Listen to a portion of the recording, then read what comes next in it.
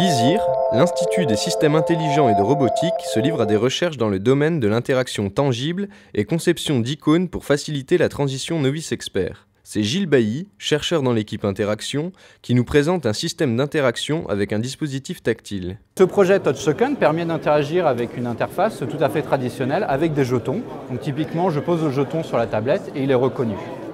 Voilà, on a un petit fantôme qui passe dessus.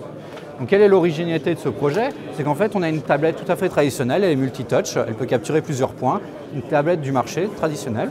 Et ce jeton n'est pas augmenté, on n'a pas de batterie, on n'a pas de capteur, on n'a rien du tout. Ça peut être de l'acrylique, ça peut être du bois, ça peut être du plastique. En fait, ce sont tous des matériaux que l'on peut avoir chez soi ou se fabriquer soi-même et ça fonctionne. Donc absolument pas de hardware supplémentaire pour pouvoir interagir avec. Donc là, on a une petite application où on a un jeu.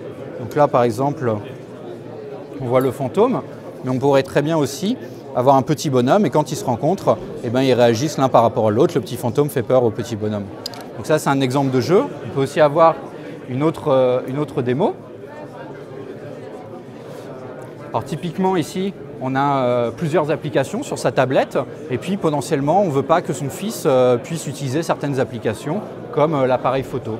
Et bien alors dans ce cas-là, on pourrait avoir un mot de passe, mais le mot de passe n'est pas forcément le plus facile à mémoriser. Ou sinon, on peut donner un jeton à la personne, un jeton là typiquement avec l'appareil photo. Et dès qu'on pose ce jeton sur la tablette, et ben dans ce cas-là, l'application est lancée. Donc là, on a vraiment un accès privilégié à certaines applications grâce à un identifiant unique qui est un objet physique au lieu d'avoir un code à mémoriser. Donc au-delà du concept, ce qu'on a fait, c'est de créer un système de reconnaissance où en gros, on est capable de reconnaître la position du jeton, son orientation et son identité. Les marchés pour les interfaces tactiles est très important aujourd'hui. Tout le monde a des smartphones, tout le monde a des tablettes tactiles et on voit plusieurs cas d'application. Le premier probablement c'est le jeu. On va pouvoir avoir un peu plus de physicalité dans le jeu. Au lieu d'interagir simplement avec les doigts, on va pouvoir interagir avec des jetons, interagir avec des objets. Et le deuxième probablement c'est d'autres marchés avec des applications, des droits d'accès.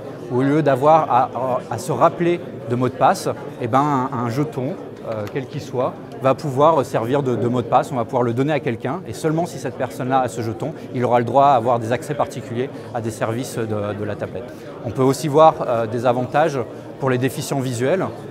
Tout ce qui est tangible leur permet d'explorer haptiquement et donc de pouvoir utiliser des technologies haptiques de manière plus facile.